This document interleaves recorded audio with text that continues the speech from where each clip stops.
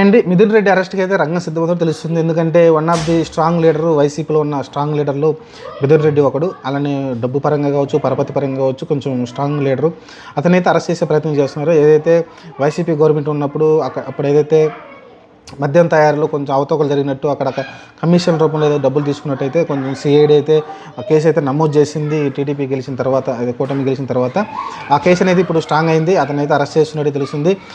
ఏపీకి అంటే ఆంధ్రప్రదేశ్ సంబంధించిన సిఐడి కొంతమంది సిఐడి సంబంధించి కొంతమంది అయితే అక్కడికి వెళ్ళి ఢిల్లీలో కొంతమంది అంటే అతను అరెస్ట్ చేయాలంటే కొంచెం పైనుంచి రావాలి కాబట్టి ఆర్డర్లు అక్కడికి వెళ్ళి అయితే కొంచెం చేస్తున్నారు.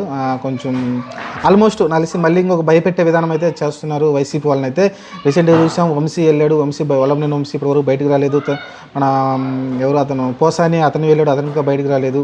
ఇప్పుడైతే మిథున్ రెడ్డి పైన అయితే ఇంకా టార్గెట్ చేశారు. మరి మిథున్ రెడ్డి ఆల్మోస్ట్ అరెస్ట్ అయ్యేలా కనిపిస్తుంది. ప్రస్తుతానికైతే రివెంజ్ అనుకోవచ్చు ఒక రకంగా. మిథున్ రెడ్డి నాకు తెలిసి అంత వ్యతిరేకంగా అంటే టీడీపీ గురించి అంత కాదు, కానీ సరే ఏదో ఒకటి ఒక పెద్ద తలకాయనైతే అరెస్ట్ చేసే ప్రయత్నం చేస్తుంది. ప్రస్తుతానికైతే కొడాలి నానేమో అతను హార్ట్ ఆపరేషన్ కోసం అయితే ముంబై వెళ్ళడం చూసాం. ఒక పక్కన రోజా అందరూ ఉన్నారు, కానీ పెరిగిన వాళ్ళందరూ వచ్చి ధైర్యంగా వచ్చి కొంచెం ప్రెస్ మీట్లు అయిన పెట్టి మాట్లాడుతున్నారు. మిథున్ రెడ్డి కూడా మాట్లాడుతున్నాడు గట్టిగానే.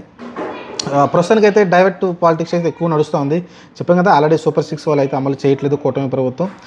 అంటే యాక్చువల్ కూటమి సంబంధం లేనుకుంటే సూపర్ 6 అది టీడీపీ ప్రకటించింది.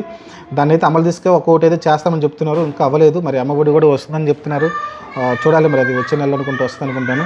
చూడాలి. మరి ప్రస్తుతానికైతే దానిపైన అయితే గట్టిగానే స్పందిస్తుంది వైసీపీ.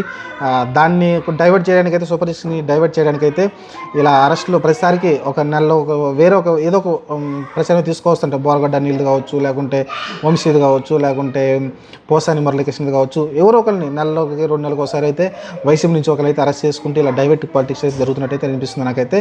చూద్దాం, మరి ఒకవేళ లిక్కర్ స్కామ్ జరుగుంటే తప్పలేదు అరెస్ట్ చేయడంలో. మరి అది ఎంతవరకు వాస్తవం అనేది మరి అరెస్ట్ అయిన తర్వాత కోర్టులో తెలుసుకుంటారు. మరి ఏం జరిగిందో చూద్దాం.